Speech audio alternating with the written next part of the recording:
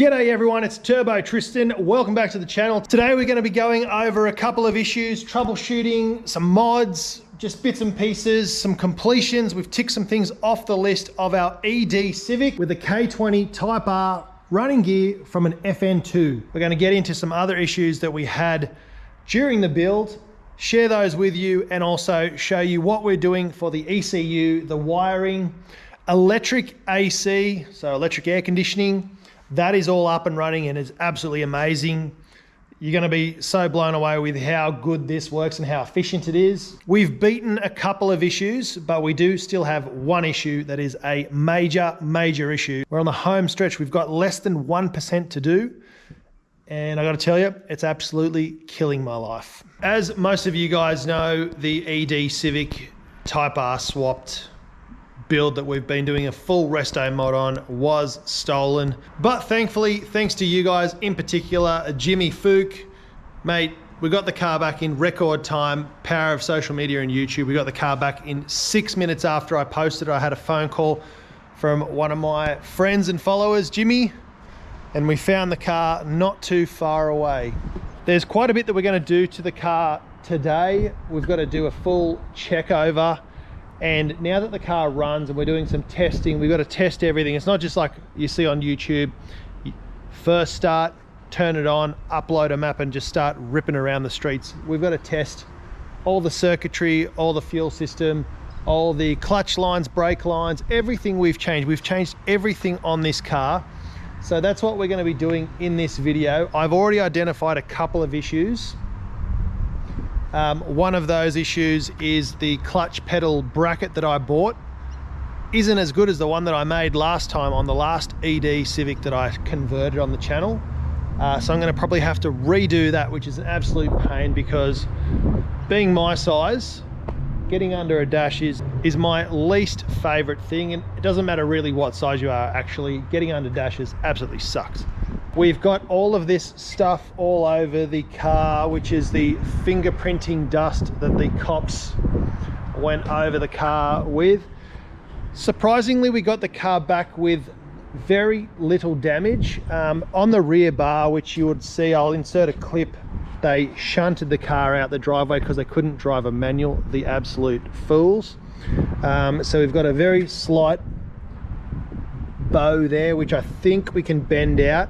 It's only noticeable if you're looking for it. If you're not looking for it, it just looks like an old Civic from the back. So I'm going to give this thing a clean. I can't stand looking at it. It's actually giving me PTSD looking at all of these marks here. So I'm going to try and clay bar all of that off. We've got some mods going on the car, which is seats, steering wheel, all that sort of stuff. We're going to dress it right up, test out the AC. Hopefully if I can get someone local to come and gas it up, we can test that because that's all wired now. Ollie's done an amazing job on that. I'll also go through the ECU and the dash setup that we have in the car. So now that's all done, we can get on with doing some mods. And I've got to say, this thing comes up amazingly with a clay bar, even after all it's been through in its life. Clay bar, original paint, came up perfectly, like super clean. And yeah, that's all stock. It hasn't been resprayed. Literally a one owner lady driven to church on Sundays vehicle that now is a race car. We're doing a little bit of a side quest today. We are at Shady Business Auto Tinting, home of the famous Zach Baldy, who does window tinting. And we're just getting my car tinted. Here he is now, Zach Baldy, everyone. We've already done, well, Zach has done 2.5 windows. You can't cut yourself short. I mean, who took off the door cards? I put you to work. It's all right. I did take off the door cards, but yeah, so we've got, what's this, 33% tint? Yeah, so this is 33. So this is what I'd usually do in like the darkest legal for the back of a car. Yep. For the simple fact that darkest legal on the back for most states is about 25%. So when you do a 33, it drops it down to like a 30 to a like 27-ish, depending on how dark the glass is. But yeah, it looks absolutely mint. You know, you're not going to get pulled over by cops or anything. And then we'll just do the same thing on the front, so it looks nice and uniform. And yeah, no, she's good. I really dig it. I didn't want too dark of a tint. I've had 5% cars before. I've had 20, 25, and I just think, you know, plus I'm getting old, so we'll just go with the 33% window tint. Yeah. And you can see here, done, massive difference. and then not done. Yeah, even just these two right beside each other right there. Yeah, so you can Massive see difference. That's the difference that we're doing. So if you need your windows tinted, look up on Facebook and Instagram. Yes. Shady Business Auto Tinting, and come down and see Zach Baldy. Thank you, sir. Appreciate it. And, no, it's good. It's this stuff here is also not the cheap stuff too. So no matter what percentage you go, it's all going to be ceramic. So it's going to keep all the sun out, all the heat out. So it should be good. You're getting the best of the best. Lifetime warranty. Yeah. Yeah. Unless I don't care. No, I do. So that is what we're doing. This little bit of a side mission today, side quest.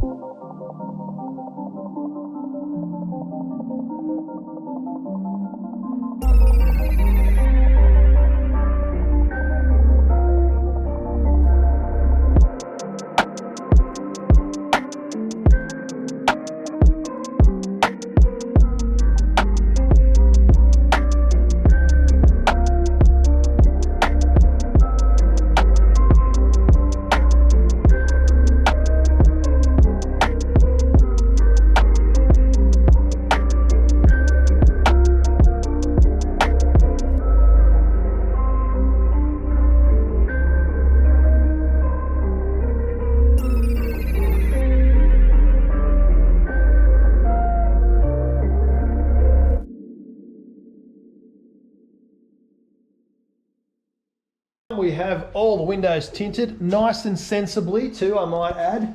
Even did the sunroof, a little bit of extra mile. It looks absolutely wicked. It's nice and uniform. It's full ceramic, lifetime warranty. Looks absolutely mint. But yeah, if you guys want anything done, Shady Business on Instagram, Facebook, whatever you want, it's all there. I only work weekends. That's pretty much it. No, I'm really happy with that, Zach. Thank you so much, mate. Awesome job. So there we go, a little side quest in today's video. Hope you guys like that. Let's talk about the first issue / challenge that I had doing this build, and that is the electric power steering. So for those of you playing along at home, we have an Astra electric power steering pump here. We're also running the factory power steering cooler, and we are running the factory power steering rack. Now, those Hawkeyes will see that it's currently leaking, and that's genuine fluid that we're leaking down there. So other model Civics run 2 pipes in and out of the rack, a feed and a return. So this one has 3. It's kind of like a pressure relief valve. Initially I blocked that off. Now I know better. It is now plumbed back into the return line via a T-piece, and now we don't have any issues. What it was doing before when we had this blocked off, it was actually sending all the power to one side and turning the wheels really violently all the way to one end when it was under full power. So once it winds up, it's like a turbo inside that little electric motor, buzzes up, zzz, and then once it builds pressure, we shot the wheels all the way to one side, which would have been really dangerous. So putting that pressure relief valve back in fixed all of that. But because I've had these on and off so many times, I've ruined the fitting here. So I need to get a new fitting. I might go for a steel fitting this time instead of an alloy fitting, and we'll swap that over. And hopefully it will stop leaking, because man, it's dripping all over the cars that are underneath it. So that absolutely sucks. The next major issue that we had, and this one's a big one. I really need your guys' help with this. I've done this exact thing before and never had any issues. This time I copied the same formula I did last time with the last ED that I swapped from a cable clutch to a hydraulic clutch. We followed the same procedure. For some reason now it's not working. There's air in the system. I don't know why or how. The clutch slave is brand new. I've put 2 brand new ones in. It's not that. The clutch master, which I'll show you in just a moment, is brand new. I've done 2 of those as well. So we're just eliminating everything else. We've got a brand new braided line. Now, one thing that it could be is the routing. I haven't played around with that yet, so I might reroute that in a different way. that might be my issue. We're running the FN2 Type R clutch fluid reservoir, which is the correct amount and size and everything, all genuine parts. And let me show you the bracket and the hydro conversion that I've done under the car. I use an off-the-shelf bracket. So up under here, you may or may not be able to see, it's pretty tight, but for this I use an off-the-shelf bracket, which I still had to modify, mind you. And that lives up there, and we've got the feed line which is coming down, and we've got the pressure line which is on the underside, so you know it's not the wrong way around, so that's all good. We've got the right amount of throw there as well, so I really can't work out why this will not bleed, other than I've ran the feed line or the pressure line in the wrong orientation. It might be high or low, causing an air pocket, but this is what we're doing underneath here. With the last ED that I did the same thing. The only difference was I made my own bracket, which was about a day's worth of measuring and cutting and welding and whatever, on off, backwards and forwards to get the throw and everything right. This one is an off-the-shelf bracket, cost about 150 bucks. I then had to drill some extra holes, modify it to fit the spring so it would return back to the resting position. Everything else is fine. I also made sure that the piston and the rod were in alignment and had full stroke or full range of motion, which required me to move the mounting pickup point lower down, but we're still getting a full complete throw of that full range of motion, so it's not that. So there is one guy, his name's Mark Lamb. He has EF-ED conversions in Australia. I believe he's up in Queensland. I've been trying to get a hold of him for about a year. He finally responded and said he doesn't have any stock, but this right here, insert picture, is a kit that he makes which flips everything back around. So instead of being a push-pull type, it's a full correct push type. Just like a normal EK or EG Civic, really simple, puts the S2000 reservoir in the engine bay like all Civics, and that would live somewhere down here in this position right there, and that would probably help us and probably fix our issue, but no stock. So if anyone has any or other alternatives, or has a kit they're not using, or has a project car they're not doing anything with and wants to sell it, reach out to me. I'll be keen to buy that and just get that sorted. Ideally, I do want 3 to 5 of these things, because I've actually got a couple of customers booked in later on in the year with EDs and EFs, and I'd rather just buy this bolt-in kit. The less fabrication and the less, you know, mucking around and stuff, customization for the customer, the better, the less labor charge. And even though the part is more expensive than me just making something out of, you know, essentially scrap steel, I'm not charging them a full day's worth of labor. It's more like a couple of hours install when I'm doing the engine swap. So if anyone knows of these right here, brackets, let me know, because I really want to get a couple of those going. And yeah, if Mark Lamb can get back to me and let me know about any possibilities of when the ETA of these parts are coming in, I'm happy to place a forward order. So that one was the biggest hurdle that I've got. I'm still stuck on the hurdle. I can't get over it. The car will not drive, which was actually a blessing in disguise, because the people that stole this car a couple of weeks ago couldn't actually drive it. They couldn't actually put the clutch in and change gears. It was good, but now it's bad. We need to get this car out of here and tuned. Anyway, that's enough of the negative stuff. We've ticked off all of our other issues. Let me show you the air conditioning working.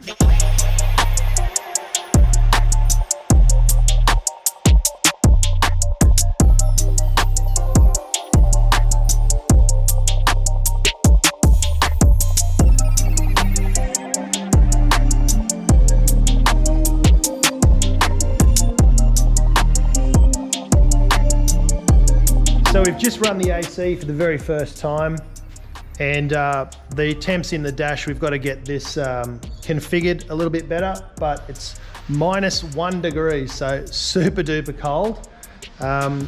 It's currently about 15-20 degrees here today in Melbourne.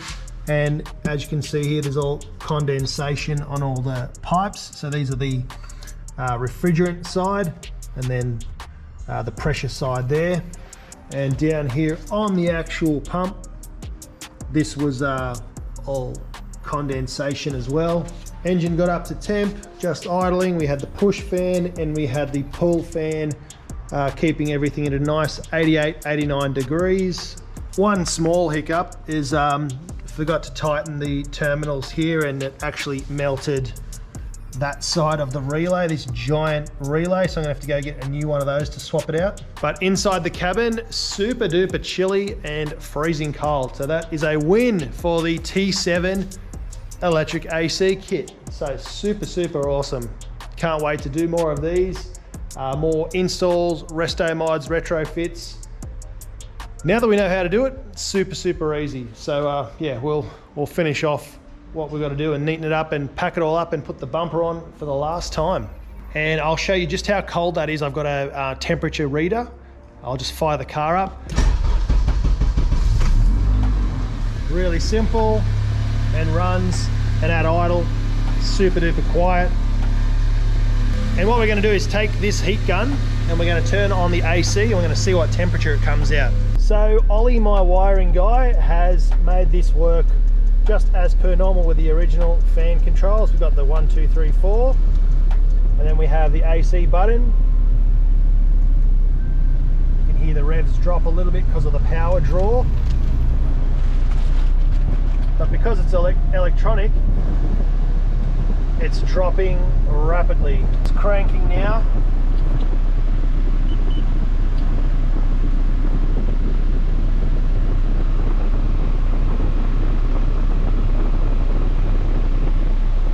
Currently 11 degrees and dropping.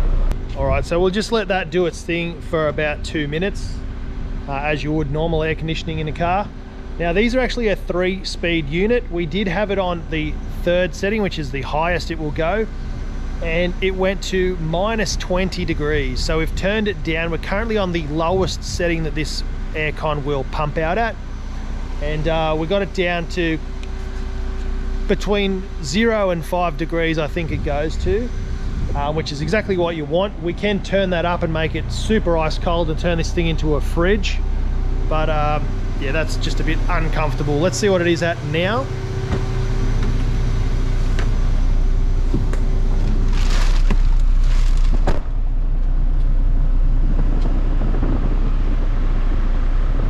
Degrees, 3 degrees, 2, 1, 0, -0.5, -1.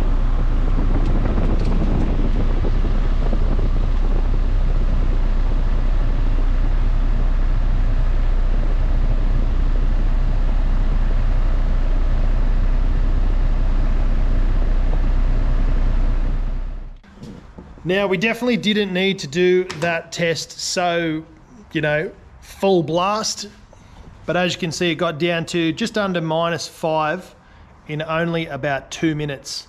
So yeah, once it gets to the temperature you want, you turn it down to 1, 2, or 3, or 4, whatever you like. So turn the fan down, and then you can adjust the hot, cold temperature just like you would on a normal car. So yeah, this is not climate control because it's just got the hot cold dial and the 1, 2, 3, 4 on the fan. You can do climate control with this, but that is some more wiring, more computers in there, which we can also get through spoolup.com and T7 in the future. But for now, this is an 88 model car with 1998 brakes and suspension and 2008 running gear. So we're very, very happy with how that turned out. I don't think we could ask for more. Now it's time to check out the ECU, the wiring, and we've actually done some mods to the car. So the next few mods that we are doing to this car are all on the interior, just to make it modern, nice, clean, fresh, and just really comfortable place to be in. So as you know, the AC, the electric power steering, and the digital dash, beautiful. We've got the short shift kit. We've got brand new pedal rubbers. It's got new floor mats, it's got new head unit, all that sort of stuff is all up to par now. but we were rocking the original steering wheel and original seats.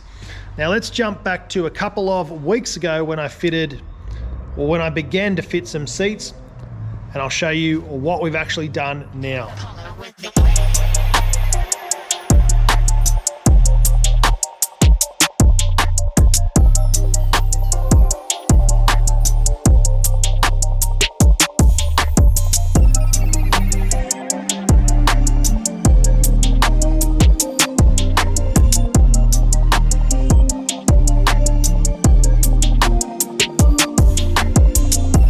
As you can see, there's absolutely nothing wrong with these period correct original OEM ED Civic seats.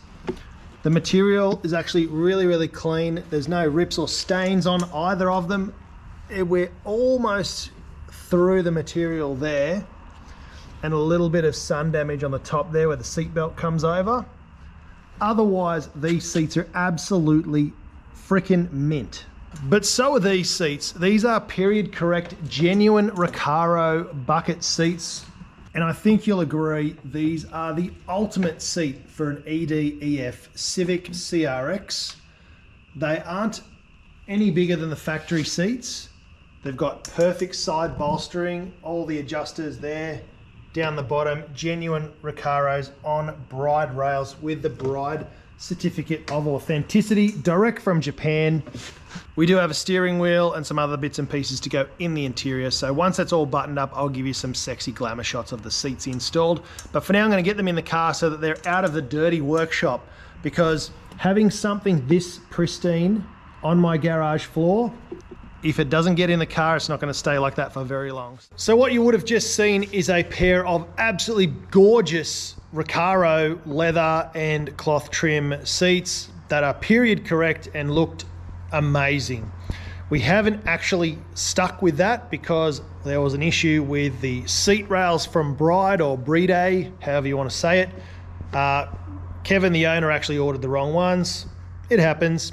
ED, EF, EF CRX, EF hatch, they're actually different in all those three models. So we have the correct ones now, but we also have some newer Recaro seats that are even more gorgeous. And let's check those out right now. So what we have is the same design with the tartan red, white, and black trim. These look absolutely freaking amazing. Leather bolsters, genuine Recaros with brand new trim here on the seats. Recaro stitched in the center and the Bride seat rails. Absolutely looks immaculate. Matches with the Nardi steering wheel. Now this steering wheel we actually have is a new one. The one that we were going to fit to the car got stolen when the car got stolen because it was still in the box sitting on the passenger seat. Unfortunately, we got the car back, but Kevin had to go and buy a new steering wheel. So we've got the brand new Nardi is now fitted with the Boss kit. And just check these seats out. They look freaking amazing, period correct. They're not too big or tall. Often when you get a car like this and you put new seats in, the seats sit up here, they come all the way out to the sides, they touch in the middle, they look absolutely shit. But these look amazing. And yeah, I'm sure Kevin's gonna be really happy with the interior. We will get it detailed, clean everything up and everything like that before we hand it over, but there's not a mark on this interior. It's immaculate. We've still got to put the wires up and tidy things up, but yeah, this is absolutely amazing. Just check it out through there. Looks perfect. For the ECU, we are running a full Haltech standalone system, Australian made and designed Haltech ECU. We are running a generic K-swap engine loom, which has been tested and all the pinouts and everything have been checked by Ollie. We're also running that straight to the Haltech Elite 1500. Let's go check it out. So currently we have that just mounted down here on the CIRCUITWORX bracket, and it's not bolted in yet, but there is the extra CAN port. So one is the ECU giving this power, one is for the IC7 dash, and one is for the wideband controller. So that's really neat, and when we're ready and finished wiring, we'll stick this down so it won't move. We'll tuck all the wires up out of the road and make that really neat so there's nothing in the way of the pedals. But we're still in the testing phase. We may need to pull the pedals out a couple more times while we're teething that issue. To help the ECU be much more tunable and drivable, we have a wideband O2 controller, runs with a Bosch wideband sensor.